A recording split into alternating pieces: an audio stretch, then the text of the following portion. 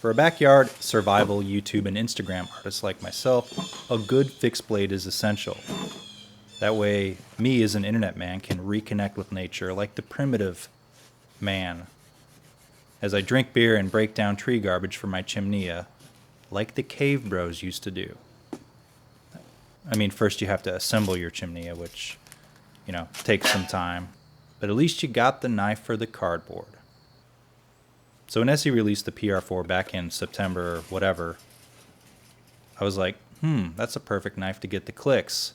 Now, little did I know my last two Esee reviews are sitting under 3K views, so maybe that wasn't the best decision. I don't know, maybe it's the sarcasm, like friend of the channel, Daniel Cornett, said on my Jungle List 2 review. Okay, he was kind of mean about it, but whatever. Let's look at the dimensions, like the overall length and weight. With and without that sheath. The blade size. The cutting edge.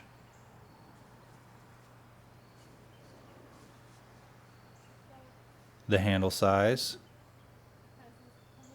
The grip area.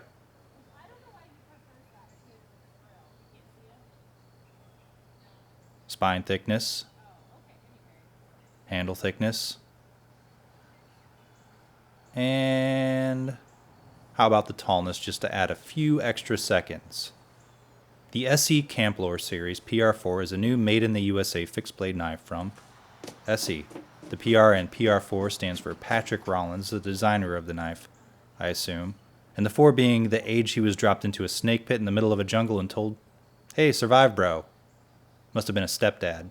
Where 4 just means it's the 4-inch blade length. The blade is a spear point style with a middish to high flat grind. It uses the easy to sharpen but oxidization friendly 1095 carbon steel with a tumbled black oxide finish. The oxide finish is a very thin coat with friction but not texture. Like the typical Esee powder coat, it's different than that. But it hides a scratch as well. It was razor sharp out of the box, but after 20 to 30 minutes of cutting heavy cardboard and wood, it needed to sharpen. Okay, the handle. The handle has 2 reddish-brown, polished, and scalloped micarta scales that provide traction. It's a tad slicker than the regular micarta, because of the word polished, but the scallops keep it in your hand. And plus it's still not super smooth either, mostly just shinier, which is a good way to improve a lot of things. The handle isn't as bulbous as you're used to on an Esee, it's kind of thin overall. I think I would prefer a smoother, more rounded, and thicker handle overall, kind of like the shape of my SE6. Also on the back there's a lanyard hole for your outdoor bead sculpture.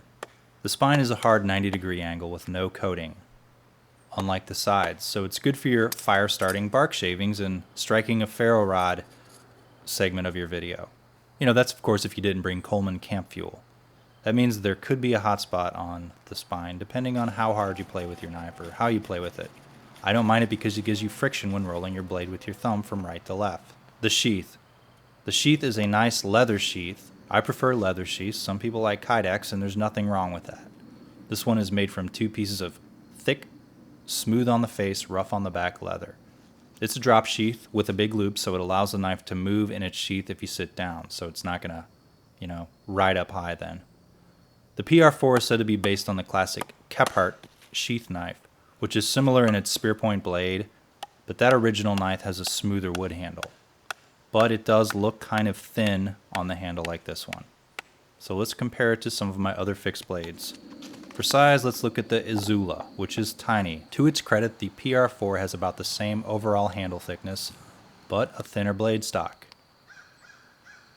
Next is the SE6HM, which I reviewed a while back. It has a blade stock about as thick as the Esee, which means both have thicker spines than the PR4. It doesn't mean the PR4 is thin or has flex, it just means why have a thicker blade stock when you don't need it? I like it. I don't think they improve on the stoutness of the knife greatly anyway, at least as far as these knives go.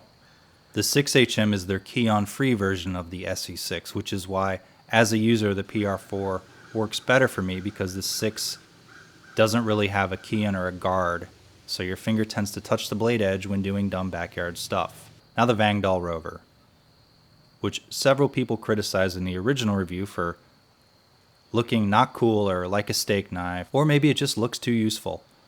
This so far is my favorite fixed blade. High quality leather sheath with a retention loop and stud that keeps it locked in the sheath when you need it to.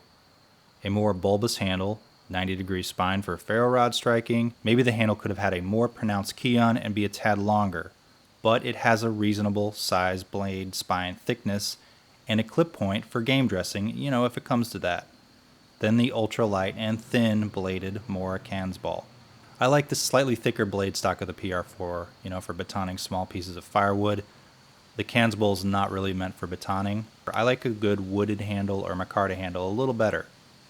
There's actually nothing wrong with the handle. It's bulbous and has traction and stays in the hand well. Plus, it's super light. If you don't mind the plastic and rubber, which again, I don't really think there's a logical reason not to. Okay, a little bit of dumb stuff while we wrap it up. A 4-inch blade is generally too small for big wood beating, at least in my opinion. But that won't stop me while I express some knife emotions. The PR4 has a pretty stout as it needs to be blade. It maintains a good thickness to the tip. So unless you're really doing some stuff you don't need to, you should be able to do some light wood prying and digging a hole in the wood. Two very essential survival skills for the backyard. At this point in the review, I had used the blade for tasks where I didn't have the camera rolling, mainly breaking down cardboard for recycling. Burning. So while it has a nice working edge, it wasn't up for the easy fine wood shaving tests. So I put it on the sharp maker for about 10 minutes and was able to shave arm hair again. I used the 40-degree angle and it worked well. Then I was able to do some fine shaving. Not enough for a good fire because I didn't have the time or the patience, but I got some flames going, so now I smell like smoke and BO. Nature's perfume. I reckon the PR4 is made for food prep and light duty stuff. Bring an axe if you want to chop something. That is, unless you're YouTubing. Then feel free to do whatever irritates the real outdoorsmen who are watching YouTube for survival skills. The PR4 has held up well, and I didn't really have any hot spots or blisters, although the handle could be a little more comfortable. It's not like terribly uncomfortable, it's just like it could be more comfortable-er. The little key on nub up front kept my hand from touching the blade, so works like it should. I think that's about it. If you like this review, subscribe to my channel. Watch some of these other videos that will pop up at the end. If you haven't, watch them again if you have. Give the video a thumbs up, comment, hey, try not to catch your yard on fire, and thanks for watching.